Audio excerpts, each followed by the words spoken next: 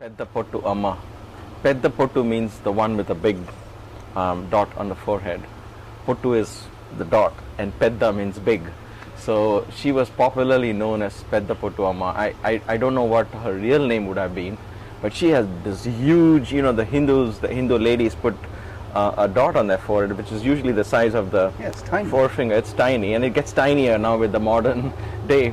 But she had one real big, it was almost like 1.5 inch across and literally filling her forehead. And Swami would, I guess the name came because Swami started calling her Pedda Bottu. And that's how that Pedda Bottu Amma stuck. What struck us as young students of Baba was the complete contrast in our relation with Baba and her relation with Baba.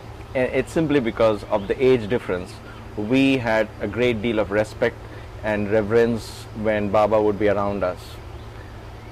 Complete on the contrary, for her, Baba was like a spoiled brat. Literally.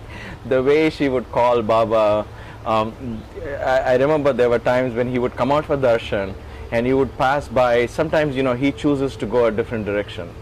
But if he chooses to go a little away from her, she will just yell out to him and say, what has happened today?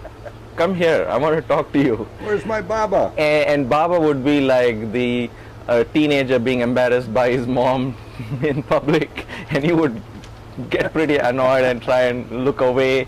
It was a very sweet, but we knew that Baba was full of love for her.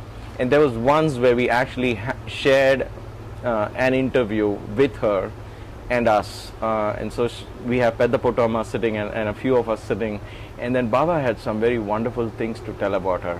And she will say, "Oh Baba, keep quiet, you're talking too much about me, these boys don't have to know those stories," and this and that. And I'm not able to recall exactly what specific things that Baba said, because those days I was still learning to understand Telugu, and Baba was speaking a lot of Telugu. That if you're living in Puttaparthi, knowing Telugu is definitely useful. And to understand Baba's language straight from him, the best way was to pick up Telugu. And it was easy because you're there, you meet the servants who work in the hostel, and the boys, you get to speak Telugu, you get to understand, and then slowly the beauty of Swami's version of Telugu was not anything colloquial. In that sense, it was 80% Sanskrit. And Telugu is that way a very rich language, because most of it, when you speak pure Telugu, you understand if you understand Sanskrit, you'll kind of tune into Telugu much faster. Mm-hmm. So but those days I was still getting to understand him, and so he had some beautiful things to tell about Pedda Bottu. And if I remember in the last interview, we spoke about the 3 zeros, mm-hmm. and he said Pedda Bottu is one of those who has passed the 3 zeros, the tests of mind. Lost her money, lost her family, lost her reputation. And she has written her own book. She has, and people have talked about her life.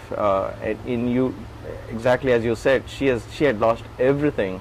I'm not able to recall the exact facts of her life. It's probably in the book that she had written in Telugu, and it's probably out there, definitely. But I do know that she had gone through everything that any saint would have gone through to realize God's presence. And the wonderful thing about her was, when she was a teenager, she actually saw Shiridi Baba, and she,